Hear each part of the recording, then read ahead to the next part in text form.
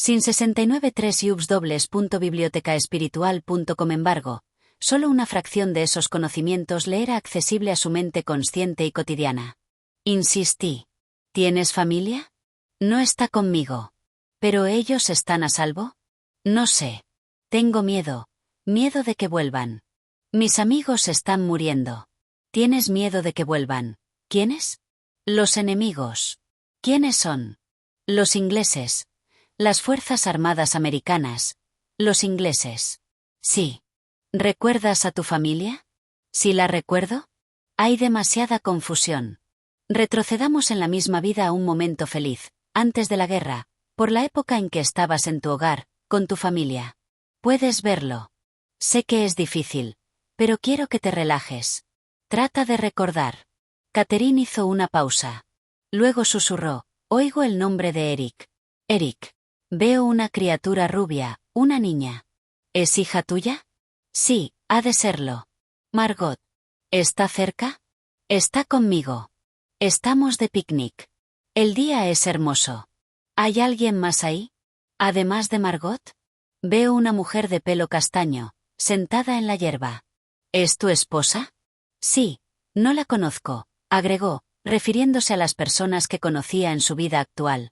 ¿Conoces a Margot? Observa mejor a Margot. ¿La conoces?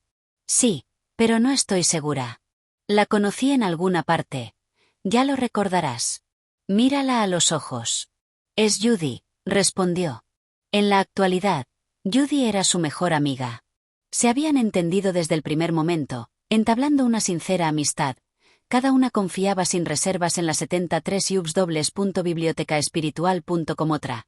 Se adivinaban los pensamientos y las necesidades antes de expresarlos verbalmente. ¿Judy? Repetí. Judy, sí. Se parece a ella. Sonríe como ella. Sí, qué bien. ¿Eres feliz en tu hogar o hay problemas? No hay problemas. Larga pausa. Sí. Sí, es una época de disturbios.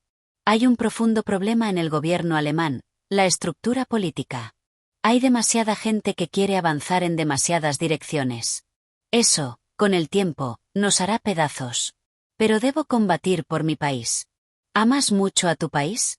No me gusta la guerra. Creo que matar está mal, pero debo cumplir con mi deber.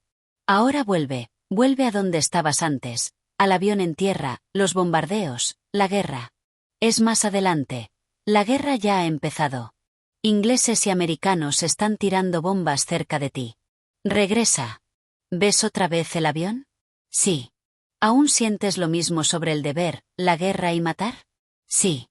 Moriremos por nada. ¿Qué? Que moriremos por nada, repitió, con un susurro más alto. ¿Por nada? ¿Por qué por nada? ¿No hay gloria en eso? ¿No es por defender a tu patria ni a tus seres amados? Moriremos por defender las ideas de unas cuantas personas. Aunque sean los líderes de tu país, pueden equivocarse. Me interrumpió con prontitud, no son los líderes. Si fueran líderes, no habría tanto forcejeo interno, en el gobierno. Algunos dicen que están locos.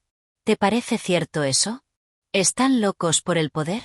Todos debemos de estar locos para dejarnos manejar por ellos, para permitir que nos impulsen, a matar. Y a matarnos. ¿Te queda algún amigo? Sí, aún quedan algunos con vida. 71.3 bibliotecaespiritual.com. ¿Hay alguien con quien tengas una amistad especial? ¿Entre los tripulantes de tu avión? ¿Tu artillero y tu navegante, viven aún? No los veo, pero mi avión no lo han destruido. ¿Vuelves a pilotar el avión? Sí. Tenemos que darnos prisa para despegar con lo que queda del avión. Antes de que regresen. Sube a tu avión. No quiero ir. Parecía querer negociar conmigo. Pero tienes que despegar. Es tan inútil. ¿Qué tipo de profesión tenías antes de la guerra? ¿Lo recuerdas? ¿Qué hacía Eric? Era segundo piloto, de un pequeño avión, un avión de carga. ¿También eras piloto entonces? Sí. ¿Y pasabas mucho tiempo fuera de casa? Respondió con mucha suavidad, con melancolía. Sí. Adelántate en el tiempo, le indiqué, hasta el próximo vuelo. ¿Puedes hacerlo? No hay próximo vuelo. ¿Te ocurre algo? Sí. Su respiración era acelerada. Empezaba a agitarse. Se había adelantado hasta el día de su muerte. ¿Qué ocurre? Huyo del fuego. El fuego está destrozando a mi grupo. ¿Sobrevives a eso? Nadie sobrevive. Nadie sobrevive a una guerra. Me estoy muriendo. Su respiración era trabajosa. Sangre. Hay sangre por todas partes. Me duele el pecho. Me han herido en el pecho, y la pierna, y el cuello. Me duele mucho. 72.3 yubs.bibliotecaespiritual.com estaba en agonía, pero pronto su respiración se hizo más lenta y más regular. Sus músculos faciales se relajaron y adquirió un aspecto de paz. Reconocí la calma del estado de transición. Se te ve más cómoda. ¿Ha pasado? Hizo una pausa, antes de responder con mucha suavidad. Estoy flotando, apartándome de mi cuerpo. No tengo cuerpo. Estoy nuevamente en espíritu. Bien. Descansa. Has llevado una vida difícil. Has pasado por una muerte difícil. Necesitas descansar. Reponerte. ¿Qué aprendiste en esa vida? Aprendí cosas sobre el odio, las matanzas insensatas, el odio mal dirigido, la gente que odia sin saber por qué. Se nos impulsa a eso, nos impulsa el mal, cuando nos encontramos en estado físico. ¿Hay una obligación más elevada que la obligación para con el país? ¿Algo que hubiera podido impedir que tú mataras? ¿Pese a las órdenes? ¿Alguna obligación para consigo misma? Sí. Pero no dio detalles. ¿Ahora esperas algo? Sí. Espero ir a un estado de renovación. Tengo que esperar. Vendrán por mí, vendrán. Bien. Cuando vengan, me gustaría hablar con ellos. Aguardamos varios minutos más. Luego, de forma abrupta, su voz sonó potente y grave. Hablaba el primero de los espíritus maestros, no el poeta. Tenías razón al suponer que este era el tratamiento correcto para quienes están en un plano físico. Debes erradicar los miedos de sus mentes. El miedo es un derroche de energía. Impide a las personas cumplir con aquello para lo cual fueron enviados. Guíate por lo que te rodea. Primero es preciso llevarlos a un nivel muy profundo, donde ya no puedan sentir el cuerpo. Allí podrás llegar a ellos. Es únicamente en la superficie, donde yacen los problemas. Muy dentro del alma, donde se crean las ideas, allí es donde hay que ir a buscarlos. Energía. Todo es energía. Se malgasta tanta. Las montañas. Dentro de la montaña hay quietud. El centro es sereno. Pero es afuera donde está el problema. 73. Los humanos solo pueden ver el exterior, pero se puede ir mucho más adentro. Hay que ver el volcán. Para eso es preciso ir muy adentro. Estar en el estado físico es algo anormal. Cuando se está en el plano espiritual, eso nos resulta natural. Cuando se nos envía de regreso es como ser enviados otra vez a algo que no conocemos. Nos llevará más tiempo. En el mundo espiritual es preciso esperar. Luego somos renovados. Hay un estado de renovación. Es una dimensión, como las otras, y tú has logrado casi llegar a ese estado. Eso me pilló por sorpresa. ¿Cómo era posible que yo estuviera acercándome al estado de renovación? ¿Qué casi he llegado? Repetí, incrédulo. Sí. Sabes mucho más que los otros. Comprendes mucho más. Ten paciencia con ellos. No tienen el conocimiento que tú posees. Serán enviados espíritus en su ayuda. Pero lo que tú estás haciendo es correcto. Continúa. Esta energía no debe ser malgastada. Debe liberarse del temor. Será la mayor de tus armas. El espíritu maestro guardó silencio. Reflexioné sobre el significado de ese increíble mensaje. Sabía que yo estaba teniendo éxito en liberar a Catherine de sus miedos, pero ese mensaje tenía un significado más global. No se trataba de una mera confirmación de que la hipnosis era efectiva como instrumento terapéutico. Implicaba aún más que las regresiones a vidas pasadas, cosa que resultaría difícil de aplicar a la población en general, de uno en uno. No, me pareció que se refería al miedo a la muerte, el miedo muy oculto dentro del volcán. El miedo a la muerte, ese temor escondido y constante que ni el dinero o el poder pueden neutralizar, ese es el centro.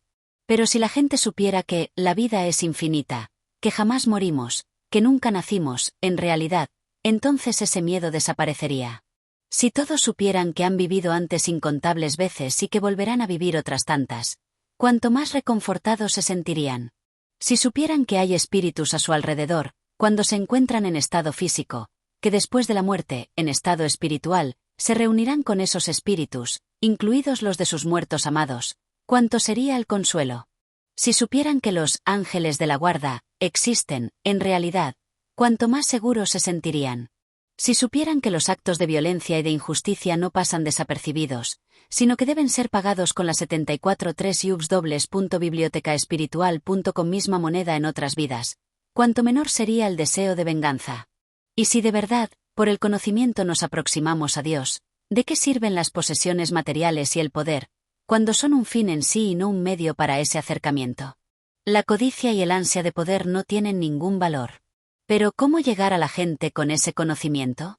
Casi todos recitan plegarias en sus iglesias, en las sinagogas, mezquitas o templos, plegarias que proclaman la inmortalidad del alma. Sin embargo, terminados los ritos del culto vuelven a sus caminos competitivos, a practicar la codicia, la manipulación y el egocentrismo. Estos rasgos retrasan el progreso del alma. Por lo tanto, si la fe no basta, quizá la ciencia ayude. Tal vez experiencias como la de Catherine conmigo deban ser estudiadas, analizadas y descritas de manera objetiva y científica por personas preparadas en ciencias físicas y conductistas. Sin embargo, por entonces nada estaba tan lejos de mi mente como la idea de redactar un artículo científico o un libro, posibilidad remota y muy improbable. Pensé en los espíritus que serían enviados para ayudarme. ¿Ayudarme a qué? Catherine se movió y empezó a susurrar. Alguien llamado Gideon. Alguien llamado Gideon. Gideon. Trata de hablar conmigo. ¿Qué dice? Está por todas partes. No se detiene. Es una especie de ángel custodio. Algo así. Pero ahora está jugando conmigo. ¿Es uno de tus ángeles de la guarda? Sí, pero está jugando. Se limita a saltar a mi alrededor. Creo que quiere darme a entender que está a mi alrededor. Por todas partes. Gideon. Repetí. Aquí está. ¿Y te hace sentir más segura? Sí. Volverá cuando yo lo necesite. Bien. ¿Hay espíritus alrededor de nosotros? Respondió con un susurro, desde la perspectiva de su mente supraconsciente.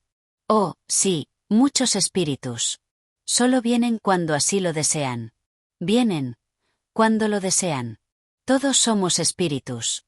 Pero otros. Algunos se encuentran en estado 75.3 bibliotecaespiritual.com físico. Otros, en un periodo de renovación. Y otros son guardianes. Pero todos vamos allá. Nosotros también hemos sido guardianes.